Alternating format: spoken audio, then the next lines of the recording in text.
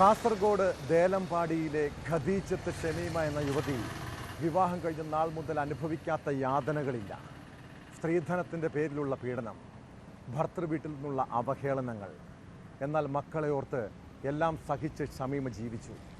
ഒടുവിൽ അബുദാബിയിലുള്ള ഭർത്താവിൻ്റെ വാട്സാപ്പിൽ നിന്ന് കഴിഞ്ഞ ദിവസം ഇടുത്തി പോലെ ഒരു ഓഡിയോ സന്ദേശം. 3 തവണ തലാക്ക് ചൊല്ലി വിവാഹബന്ധം വേർപെടുത്തിയെന്ന് അറിയിച്ചായിരുന്നു ഭർത്താവ് ലത്തീഫിൻ്റെ മെസ്സേജ്. സംഭവത്തിൽ ബെളിഞ്ച സ്വദേശി ലത്തീഫിനെതിരെ പോലീസ് കേസെടുത്തു. സ്ത്രീധനം ആവശ്യപ്പെട്ട് യുവതിയെ നിരന്തരം മാനസികമായി പീഡിപ്പിച്ചതിനും ഇയാൾക്കെതിരെ കേസുണ്ട്.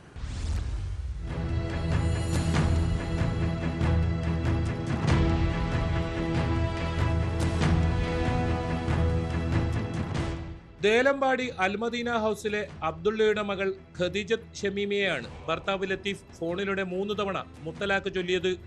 2018 മാർച്ച് 18-നായിരുന്നു ഇരുവരും വിവാഹിതരായത്.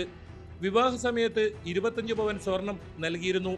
പിന്നീട് കൂടുതൽ സ്വർണം ആവശ്യപ്പെട്ട് മാനസികമായി പീഡിപ്പിച്ചതായി ആദൂർ പോലീസ് രജിസ്റ്റർ ചെയ്ത FIR-ൽ പറയുന്നു.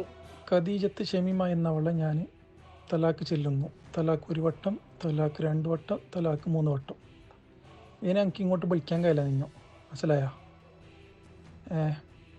ഇനി വിളിക്കാൻ കഴിയില്ല, മെസ്സേജ് അയക്കാൻ കഴിയില്ല. നിങ്ങൾക്ക് നിങ്ങളെ ബൈ, എനിക്ക് എൻ്റെ ബൈ. ഞാൻ അന്നേ പറഞ്ഞു. ഓക്കെ.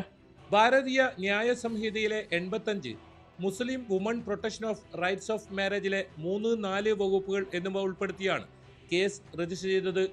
ജൂൺ 13 രാത്രി 11:30 മണിക്ക് ലത്തീഫ് അബുദാബിയിൽ നിന്ന് വാട്സാപ്പിലൂടെ ശബ്ദ സന്ദേശം വഴി 3 തവണ തലാഖ് ചൊല്ലി വിവാഹബന്ധം വേർപ്പെടുത്തിയതായി അറിയിക്കുകയായിരുന്നു. വാട്സാപ്പിലൂടെ മുത്തലാഖ് ചൊല്ലിയതിന് ഹോസ്ദുർഗ് പോലീസ് സ്റ്റേഷനിൽ നേരത്തെ കല്ലൂരാബി സ്വദേശിനിയുടെ പരാതിയിൽ പോലീസ് കേസെടുത്തിരുന്നു.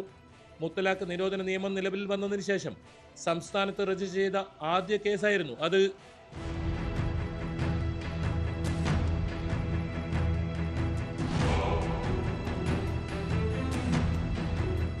ന്യൂസ് 18 കാസർഗോഡ്.